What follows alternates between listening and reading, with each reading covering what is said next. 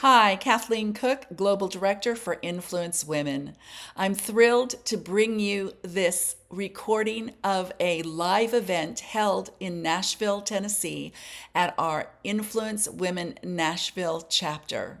It's with Edwina Findley Dickerson, an award-winning actress and writer of the book, The World is Waiting for You. Join us as she shares her God dream and how you can find your God dream and embrace all that God's brought into your life and into your calling. So join us for this re-recording of the live event. So let me tell you about Edwina. First of all, she is precious. She's been a friend of ours for, I don't know how many, at least 15 years maybe. I remember the first time, Edwina, you came into our offices at Cook Media Group and introduced yourself to us because you had heard about us or something and wanted to meet. And I was so impressed with you then. And you and Kelvin have two beautiful daughters, Victoria, Rose, and London. And she's just grown her career because Jesus has been first and foremost in it. And we're going to talk about that in a minute. But let me tell you just a little bit about her. So let me give you a little bit of her bio. Recently, you saw her on the Netflix series The Residents. She played Sheila the butler. And if you haven't seen that, it's hysterical. She's been on The Wire, Tyler Perry, and OWN Network's drama called If Loving You Is Wrong for 5 seasons on that. She starred in Fear of the Walking Dead, Amazon's The Power, Veep, Chicago Med, Black Lightning, and HBO's Treme. She starred with as Kevin Hart's wife in the Will Ferrell movie Get Hard. Edwina is passionate, though, about helping others to discover and manifest their God dream, and we're going to talk about that. She's the CEO of Abundant Life University and travels the world inspiring audiences. She's been featured in Oprah, People Magazine, Time Magazine, the New York Times, the Washington Post, InStyle, Essence, Hollywood Reporter, and more. She is she cherishes her husband and her family, Kelvin, and he's a doll. He's incredible, man.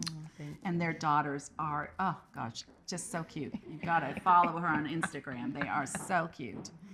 And you can reach out to her more at theworldiswaiting.org. So thank you for coming tonight. Oh, it's my pleasure. She spoke all day today at Belmont University at their writing conference. So I know you're tired. But she just keeps that little ever-ready bunny battery And going so do you. inside. Look, I learned from the best. Thank you all so much for having me. And actually, in your seats also, you see that pink card. Fill that out. I'd love to stay in touch with you. You know, it's been an incredible journey. I mean, you didn't even really get to the book, I don't think. Yeah. No, But that's okay. Go. 9/9, and maybe we'll get into the significance of all of this, the prophetic significance of all this. Yeah. But 9/9, this book was released. The World is Waiting for You.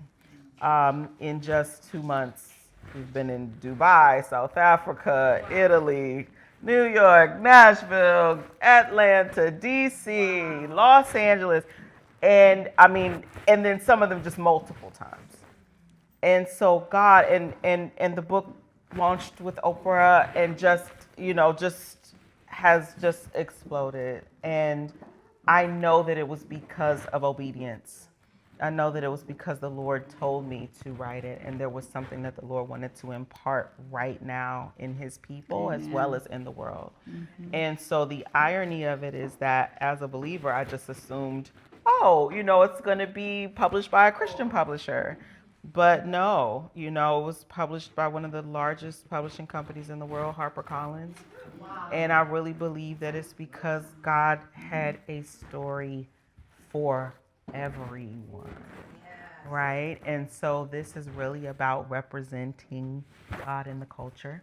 That's what we're all here called to do. So after our interview, you all can buy a book. I'm happy to sign your books. And just go on this journey with you together of manifesting what I call the God dream that's over your life. It's beyond our dream, right? It's even bigger than the more that we can imagine, because it's not only for us, right? It's an overflow of what God wants to do through you in the culture and in the world. Mm-hmm. And so that's why it's called The World is Waiting for You. Yeah. So good, yes. So that was kind of my first question, just to share with the book. But I have to say, Edwina, I mean, the book is really amazing. You have got to, if you walk out without this book tonight, you're going to miss it. I'm telling you, you're going to miss it. It's absolutely inspiring, encouraging. And like I said, I've known you for many years, and your presence and how you encourage people. I've had you in Hollywood for an Influence Women event, and we've done stuff together. But every time I've been with you, there's been a presence of God that flows through you to every woman that's in the room. And it comes through in this book. When you're reading this book, I'm telling you, God is going to be in his presence is going to flow. It flows through this book. It's just really, really something. It's just beautifully done and beautifully written, and so proud of you in getting out and being bold and courageous, because this, I was just at Oral Roberts. I just got put on the Oral Roberts University board. I'm just going to grab one. Yep, go grab. Yep. And I was just telling them about it, so you'll probably get a gig going to Oral Roberts University coming up, because I've just been so high on this book. It's just phenomenal what's in it, and so encouraging. And I love that it's about, there's so much going on in my head, I can't get it out. It's about the prophetic, really, in it. You can read a book about acting. You can read about books that can encourage your life and coach your life. We've all read those things. This book nails it for actresses and the creatives, because it talks about approaching and grabbing hold of that Spirit of God that lives within us, that we have access to, that we don't always use.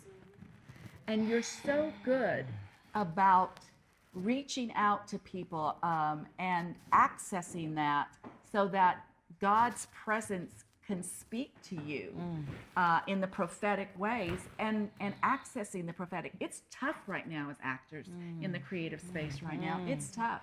People are having a difficult time these days finding work, and AI's coming in. And then we have the challenges of our culture that are asking us to compromise our skills and talents to accelerate a lifestyle that is anti-biblical. And so we want to be able to know that God can speak to us, provide for us, and hold on to that hand. And that's what comes through in this book so much. Every single example in this book, you have shown how you have stepped out courageously and boldly and made difficult choices throughout your career, but God's met you every single step of the way, and how you guys can do the same. That's what's so great about it. It's not just about her in this book, it's about you and how you can make those connections. So I'm just so proud of you. Thank you. Tell us, though, in the book, one of the things you share in the book is how to be kind of gutsy. I don't know how else to say it. You have grit and gutsy to do that. I remember the story you tell about being in New York and getting in the cab because you were going for your big LA debut, and this was your big moment that you were cutting into Hollywood, and you get this contract in the taxi that says you have to do nudity. And how you said, "Nah, I don't think I'm gonna do that." But you were smart enough to be able to make some choices there. Tell us that story a little bit and about that. So the first chapter of the book is called From Harlem to Hollywood. And it's really built around a pretty significant prophetic thing that happened. But in my early 20s, I went to NYU, so I studied drama there. I'm originally from Washington, D.C. I went to performing arts school, kind of traveled around the world as a young person, and then started television pretty young. But I was at that crossroads of like, okay, God, like, am I supposed to become an actress, or should I be a doctor or a lawyer or do something, meaningful with my life? And so I remember 16 years old praying, and that's the first time I remember hearing God's voice. And he said, I'm sending you into arts and entertainment. And so that was the first kind of step of confirmation that, okay, I'm going to take this leap, right? And you all are creatives in different ways, so you know, right, how risky that can feel. But I just really believed, even as a teenager, that if I obey the voice of God, that he'll back me up, right? And so he opened the door for me in New York. I went to NYU, studied, and then it was like, okay, God, I'm about to graduate. Now what? You know? And so he opened up doors for me in theater. And so I began in theater. And then, you know, I kind of got my big break with this big show on HBO, started doing television. And then it was kind of just each step of the way he started guiding my career. But at the same time, while doing theater and while those in-between seasons that we have as artists, you know, I was kind of like trying to make ends meet and got different jobs. But there was a point where I was right on the poverty line. I was living in low-income housing. I was, you know, just trying to follow God, but also, you know, trying to make a little living and living in a city as expensive as New York. And then one day my agent called and was like, basically, we've got this contract for you to sign. It was more money than I had ever seen. I didn't even know I could be paid that much. The people, you know, flew me to Hollywood first class and chauffeurs. It was not a cab. Like they said, they stretch limousine. You know, I mean, it was just 5-star everything, chauffeurs everywhere I wanted to go. But then I was presented with this nudity clause. And I said, God, how? You know, how are you going to take me to the promised land and then give me this choice? It was so hard. And I told you where I was, in low-income housing, on the poverty line, you know, all these things. And now I'm confronted with all this money, glamour, glitz, Hollywood, and the Oscars were happening. That they had me staying in a hotel across the street from the Kodak Theater. I'm like out the window, like watching the Oscars red carpet, like, oh my gosh. And then to have to sit with this dilemma of, do I sign it? And it was so difficult. But I just had to believe that, Lord, if this is the story that you've written, that even if I walk away from this contract, that you will, I don't know when, but you will open a door for me. You will honor me. I'm honoring you. So God, I believe you're going to honor me. And so it launched me into a waiting season. And that lasted 3 years. And during that time, he just poured into me. My purpose, I was just spending all day, every day reading the Bible and fasting and praying and serving, you know, and that's really what it became. It was like, okay, God, you know what? If I don't have like all the things right now, let me take what I have and use it in service of someone else. I still have a gift and it's meant to be shared. And so during that time, he would give me all kinds of instructions. Do this, do this.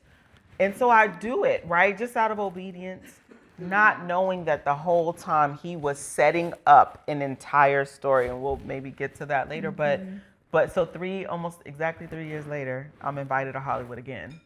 Except this time, it's not a big contract. This time, there's not all this 5-star everything. I'm in coach. I was probably in a cab to get to the airport. You know, like some kind of lodge, whatever, where I stayed. Nothing like, but I was there to minister.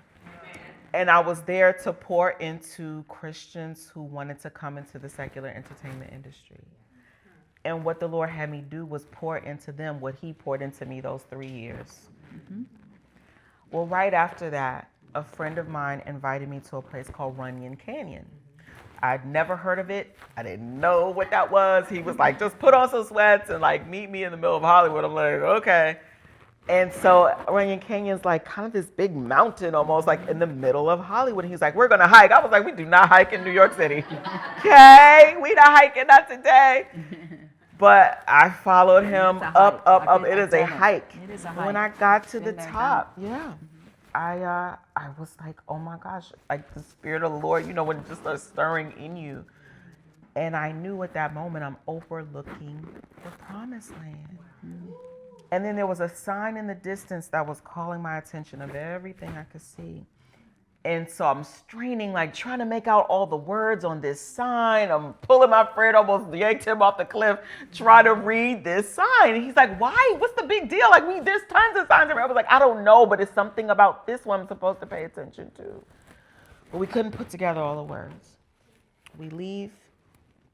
He says, have you given any thought to coming to Los Angeles? I think you do really well here. I said, well, my agency has never been supportive of me going to LA. They always told me LA is for beautiful people. You will never make it there. They told me that for years, to the point where I believed them. And so there's a chapter in the book called Who Do You Think You Are? And it's really a double entendre, right? Who do you think you are? But also, who do you think you are? Because that's going to fuel the choices that you make or don't make based upon who you think you are.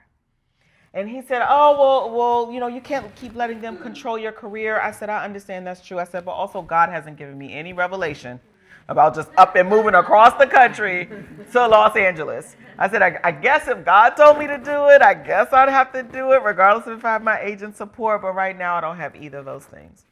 So he sort of rolled his eyes like, why you make everything so deep?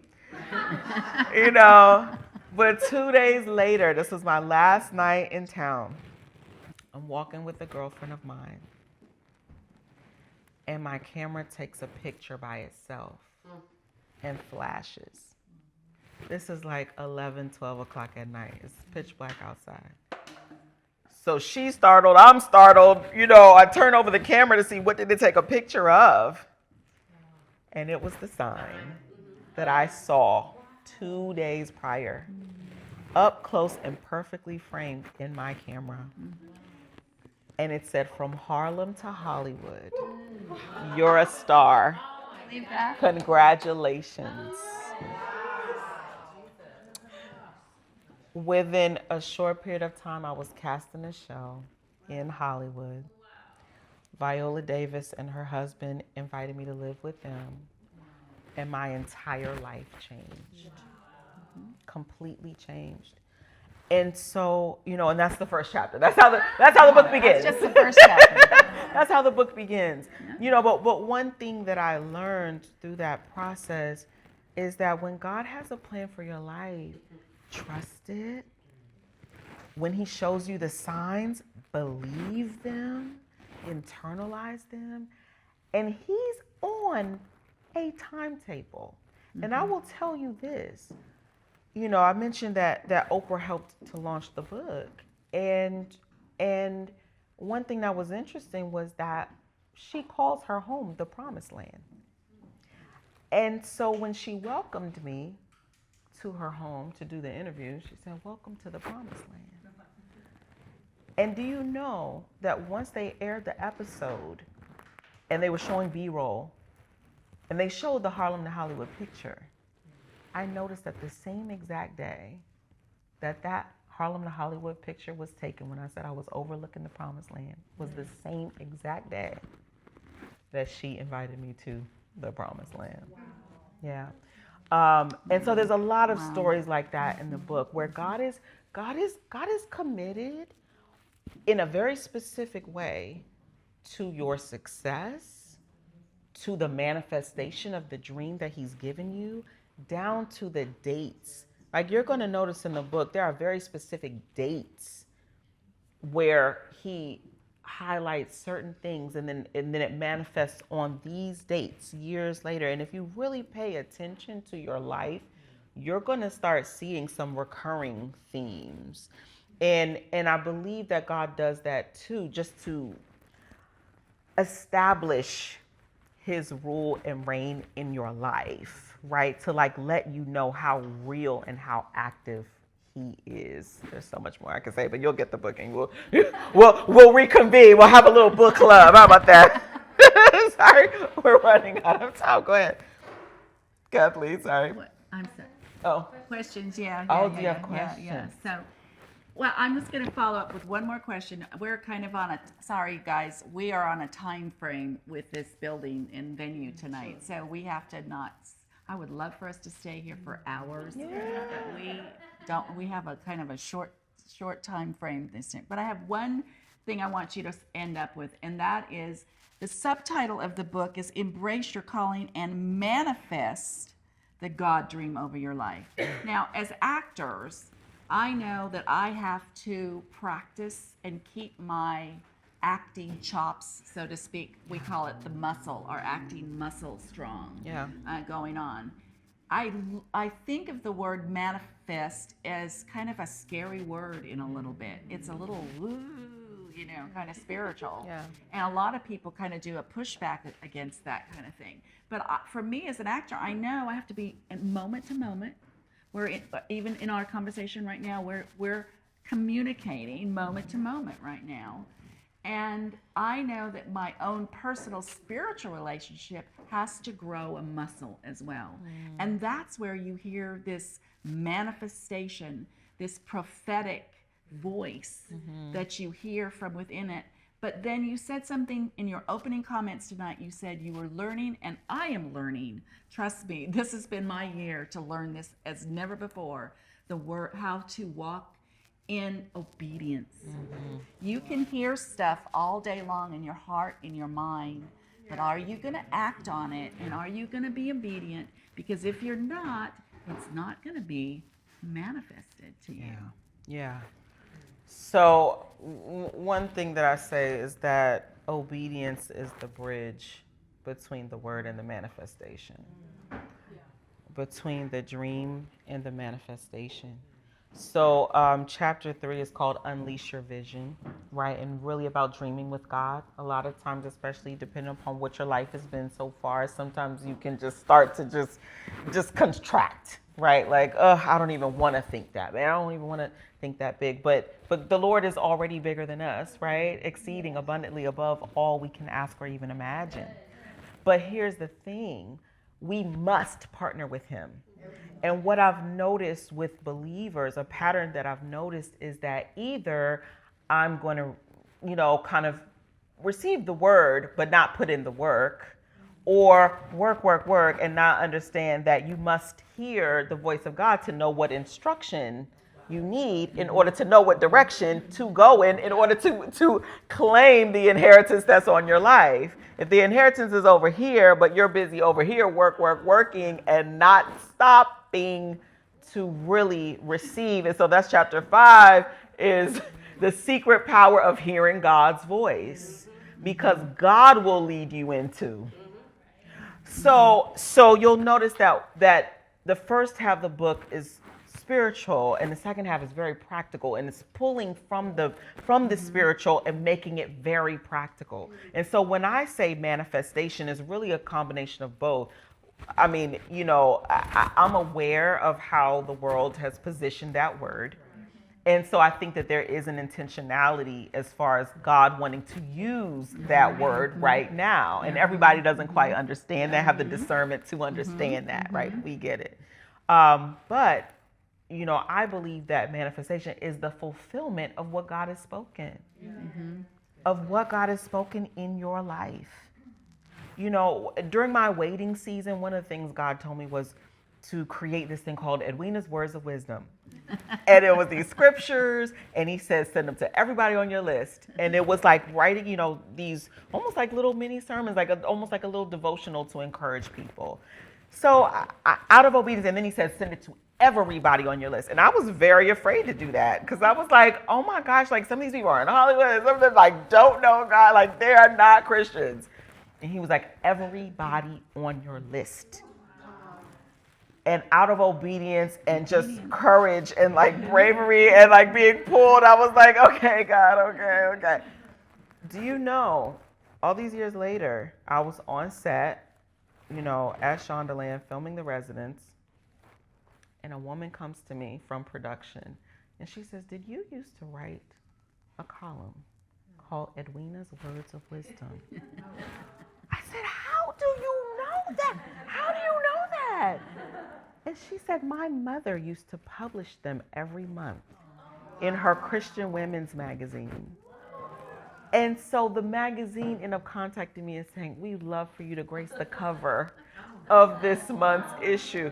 And it's, it's just funny how he'll take the little that you do, the little thing, and you don't even know, like even with some of the publishers, right? And some of the stories in here, not realizing that, oh, at one point you're going to have a book and it's going to be global and you're going to pull from the very thing that I told you in obedience to do that was just something small that was in your hand, And so I'll just say, like, start with what's in your hand. We don't always have to start with something big, right? We don't have to wait to do something until it's big.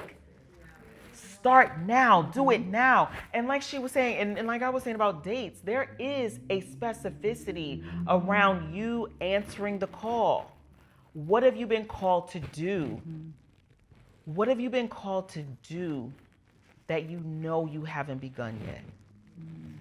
What have you been called to do that maybe you've started but haven't seen it all the way through? Maybe you've tried, but maybe got discouraged in between. That happens to all of us. Listen, all of us, including me, all of us. When we were pitching the book, I was getting no's and this and that. And I was like, God, I thought I heard you. I thought you told me to write this book. But then why am I getting so much resistance? And then someone gave me a word and literally like came up to me in this prophetic gathering, was like, where's your book? Where's your book? God's been calling you to write a book. I was like, what? This said the two titles I was wrestling between. And then said you're being called to write about manifestation. And you're not going to have to change a thing. But I'm like, oh, and then they said the book is going to go around the world. All of the prophecy was just that specific. But meanwhile, I'm in all these meetings and they're telling me no, or they're telling me change it, or they're telling me take out manifestation. That was the reality. And so one thing that you have to internalize is that sometimes what's happening, and many times what's happening on the outside is going to look completely opposite of what God told you. Mm-hmm. Do not believe what you see. Believe first, and then you'll see. And so it talks about that. Like some people think vision is like seeing is believing. No, believing is seeing. Okay? So believe first. Believe what God told you. Don't worry about the opposition. Don't worry about that, because when it's time, he will clear all the opposition out of your way. Even the Bible says that the way of the righteous is a highway. Right? I will make your path straight. The crooked path straight. Don't get me started. So look, I know we have to wrap this part because I want to be able to sign your books and all of that. But please stay in contact. One of the things that's really been on my heart this year, like moving into 2026, is to walk with people through this book and walk with people through the manifestation of their God dream. So we've just started a community. It's just like, you're the first people I'm telling right now. The website for the book and all these things is theworldiswaiting.org, and the community is community.worldiswaiting.org. But I'm excited. Listen, God is raising up God dreamers all over the world because he trusts us. He trusts us with what he's put into us. And again, it's because it's about more than just us, right? Absolutely. So the world is waiting for you.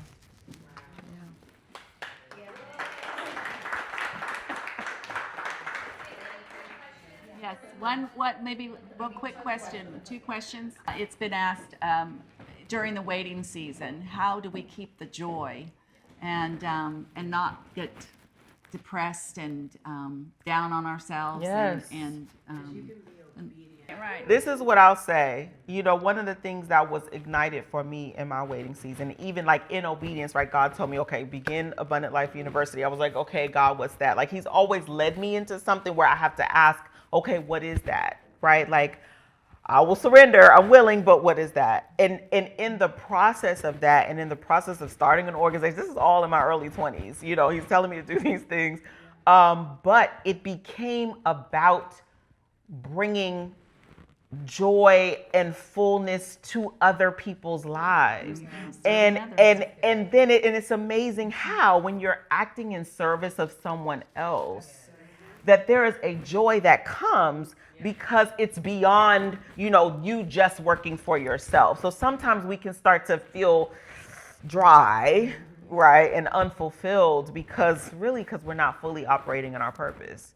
But if you can see life in seasons, and I talk about it in the book, but if you're able to see life in seasons and see each season as purposeful and find the joy in each one, right? So like the natural seasons, we have spring, summer, winter, fall.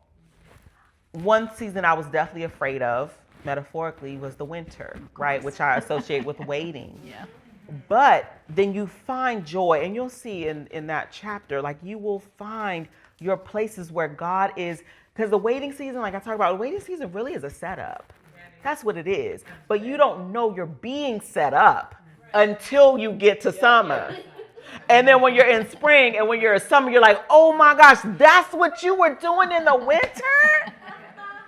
And that mirrors a very seed, right? Like when a seed is sown and planted into the ground, it needs that time of being buried, right? But it's like when spring comes, it's like, whoop, boop, boop, boop, boop, boop. But if it was never buried, there would never be a harvest. So one thing that kept me encouraged during my waiting season was the vision. It was like, what I'm not going to do is allow my vision to be taken away from me. And that's a hard thing in the wait because so many things look the opposite. Yeah. Right? So many things look the opposite.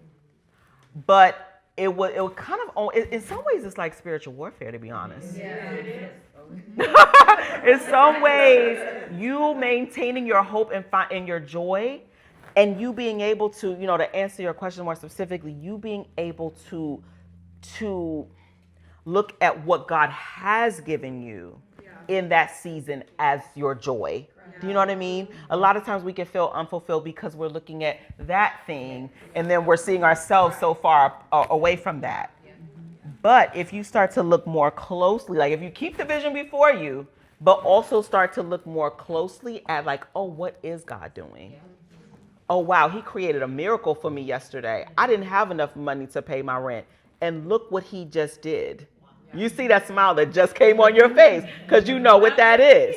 You know what that is. And now you're laughing. That's the joy of the Lord, right? Because he's coming through for you in other ways. It may not be the $1 million contract and whatever, but like you saw him work, right? And that's joy. Or you saw yourself give joy to somebody else and how it filled them up. And that's joy. Even like in my waiting season is when he started talking to me about a certain man. And he started sending me prophetic words. That's your husband. I'm like, what? Like, I didn't even know you did that. Like, I've heard about that. But when I experienced it, it was like, that's my husband? And so it's like he'll do things in the waiting season because there's time. You have time. Right? You got more time in the waiting season than you do with like the manifestation season and everything. But he's setting you up. So if you can pay close attention to how he's flowing in your wait and what he's doing and how he's using you, you won't become prisoner to I can only be happy if. Or I can only be happy when. Because one thing I will tell you, and this is consistent from every person that I know, every woman that wanted to be married, now is married. Every woman that wanted to start a business, now they got a business. Wanted to have children, now they got children. Wanted to have a big career, now have a big career. You get to the other side, and just that one thing is not what's filling you up. So one thing I learned to do in my waiting season was to have an abundant life now. What does my abundant life look like? Family, career, relationships, finances, whatever it is. What does it look like now on this level? Because God already said, when you're faithful over a few things, I will make you ruler over many. But it's not two different lives. It's just a continual increase. So I, personally, and again, you'll see more in the book, but what I would really encourage you is to like, establish your joy now so that it's not dependent upon what I call, and I call it in the book, the great myth of there. When I get there. That's when. That's when. Yep. Okay. Yes. Well, thanks for joining us again for this recording of a live event held in Nashville, Tennessee at our Influence Women Nashville chapter group. We have these great events all over the United States at our chapter groups happening all the time. If you're not a member, you need to be. So join us at influencewomen.org. Thanks again to Edwina Findley Dickerson, the award-winning actress and writer of the book, The World is Waiting for You. I know that she inspired your life. So join us for many of these chapter groups when you can make them happen. Also, don't forget to join us for our Influence Women podcast each month. We have great speakers and teachers and mentors, and you will grow your career by listening and being a part of them. So join us on the Influence Women podcast channel, and like us and leave a comment. We love hearing back from you. So until next time, I'm Global Director and Influence Women host, Kathleen Cooke.